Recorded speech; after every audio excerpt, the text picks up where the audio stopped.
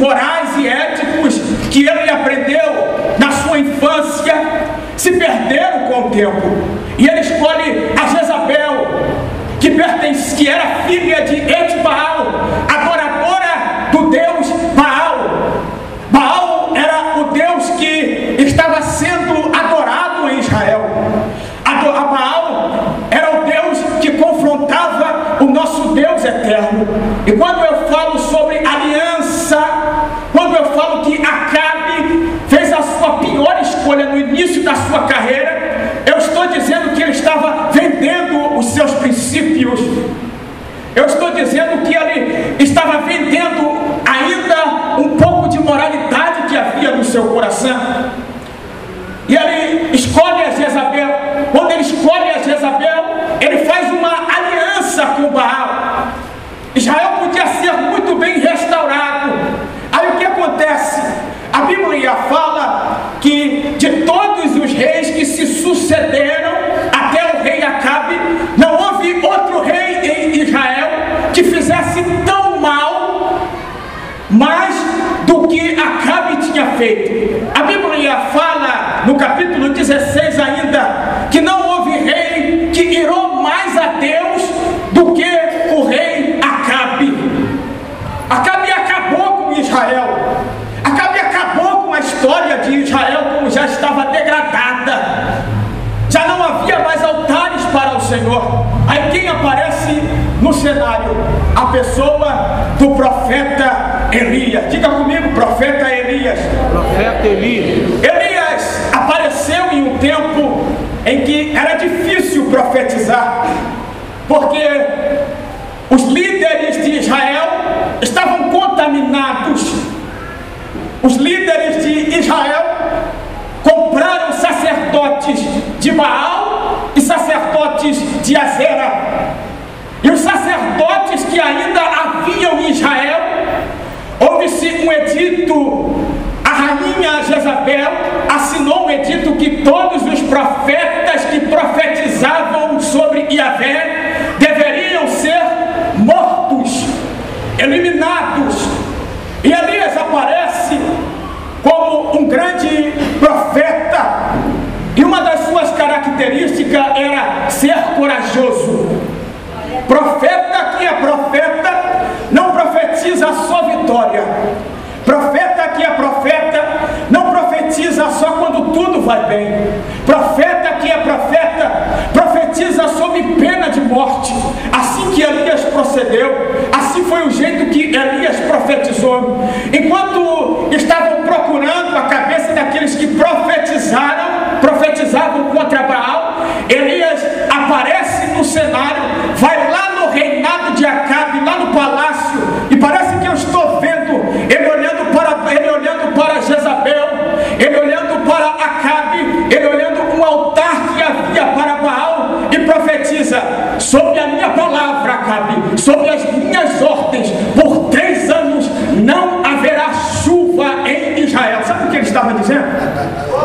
Glória. Quem era Baal? Baal era o Deus adorado naquela época, e ele era o Deus, segundo a mitologia da época, que fazia com que a chuva descesse, fazia com que o sol parasse, e também era conhecido como o Deus da fertilidade.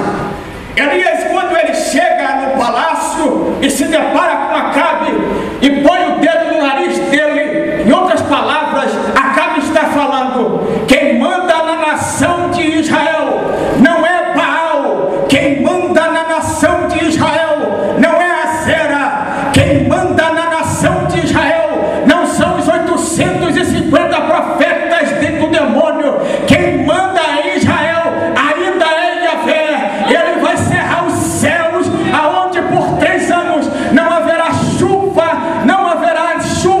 haverá somente seca. Ele estava dizendo: Baal não é nada, Baal não é Deus, quem é Deus é Yahvé. Aleluia! Eu aprendo com isso que ainda que venhamos a sofrer, ainda que venhamos muitas das vezes a negar as nossas vontades carnais, nós fomos chamados para profetizar as verdades. Nós fomos chamados como profeta. E profeta que é profeta não permite que Baal seja Deus e não o nosso Deus Yahvé. Profeta que é profeta profetiza na igreja e profetiza na escola, profetiza no trabalho e profetiza no lar. É muito fácil ser profeta dentro da igreja, aonde todos estão aplaudindo. É muito fácil ser profeta enquanto se tem os holofotes, mas quando se é profeta para uma geração que está corrompida, quando se é profeta para fazer missões, ir lá e pregar para o endemoniado, aí que é difícil. Aí sabe o que acontece? Depois de Elias profetizar, pega a cabeça de Elias, Jezabel fica endemoniada e quer destruir agora a vida de Elias. Sabe o que acontece? Aí Deus fala para Elias: Elias, retira-te daqui e vai para Querite. Sai daqui, vaza daqui, Elias, e vai para Querite. Sabe o que eu aprendo com isso? Quando ele vai para Querite, ele estava saindo dos holofotes. Quando Elias vai para Querite, ele não vai apenas para um lugar a mais, ele não vai apenas para um lugar de proteção, mas ele vai para um lugar de solidão. E esse lugar foi um campo de treinamento na vida dele. Nós já conhecemos, e há alguns militares aqui nesta casa que sabem que treinamento às vezes dói, treinamento às vezes é difícil. Alguns aqui conhecem o treinamento do BOP, é difícil, dói. E alguns outros treinamentos, como da SWAT dos Estados Unidos, são treinamentos que vão aperfeiçoar as pessoas. E para com a vida de Elias não foi diferente. Deus fala para Elias: retira-te daqui agora, vaza daqui, vai para a cidade de Querite.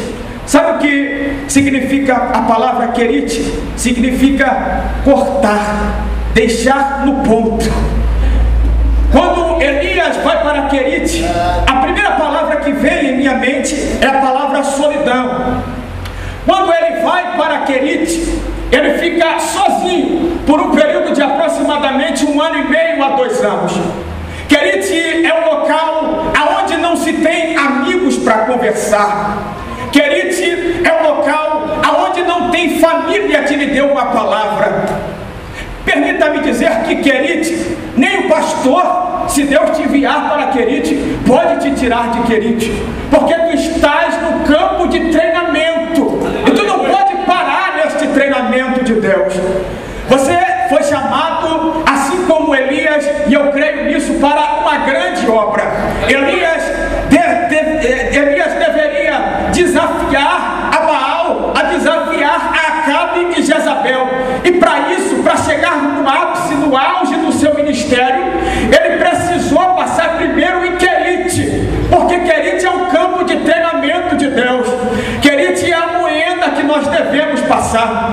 Sabe como foi a alimentação de Elias? Ele foi alimentado pelos corvos. Havia seca, havia fome. Deus mandou a fome sobre a nação de Israel todo. Não caiu um pingo de chuva sequer. Aí Deus fala para Elias: vai para Querite, vai para o rio, vai para próximo ao rio de Querite. E ali eu vou ordenar que os corvos te alimentem. Sabe o que é um corvo? O corvo é um pássaro, é uma ave. E segundo a tradição judaica, não se pode ser alimentado por um corvo. Sabe por quê? O corvo é um animal impuro, é um animal sujo, é um animal que se alimenta de carniça. E parece-me que eu estou vendo agora Elias lá sozinho, solitário, lacrimejando, perguntando a Deus o porquê passar por Querite. Aí Deus começa a mostrar para ele por que ele estava querendo que fosse para Querite. Em primeiro lugar, Querite é um lugar de solidão, como falamos, mas Querite também é lugar de milagre.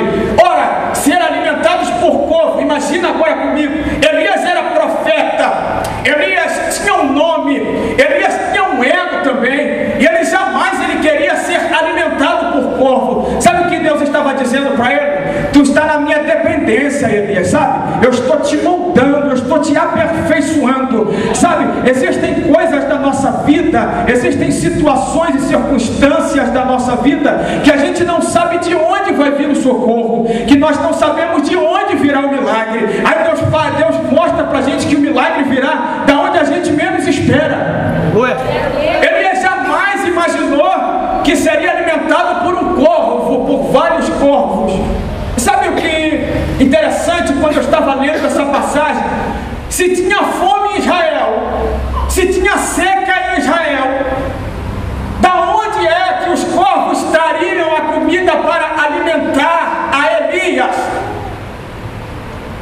Da onde viria a comida? Da onde viria o alimento? Sabe o que o historiador diz? Que lá no palácio de Acabe, aonde haviam os mantimentos, os corvos iam lá e pegavam a comida e traziam 2 vezes por dia, de manhã e durante a tarde, trazia pão fresco e carne fresca. Sabe o que eu estou falando para você? Eu não sei de onde vai vir o milagre, mas que ele vai vir, se prepare que ele vai vir. Talvez tu esteja passando por Querite. Deus está cortando as arestas, está cortando aqui, está cortando ali, está cortando aqui. Deus está começando a cortar o ego humano. A primeira coisa que Deus cortou de Elias e precisava tratar era o ego. Agora está em Querite, na solidão, sem amigos, sem parentes, sem ninguém. Aí Deus mostra para ele que Deus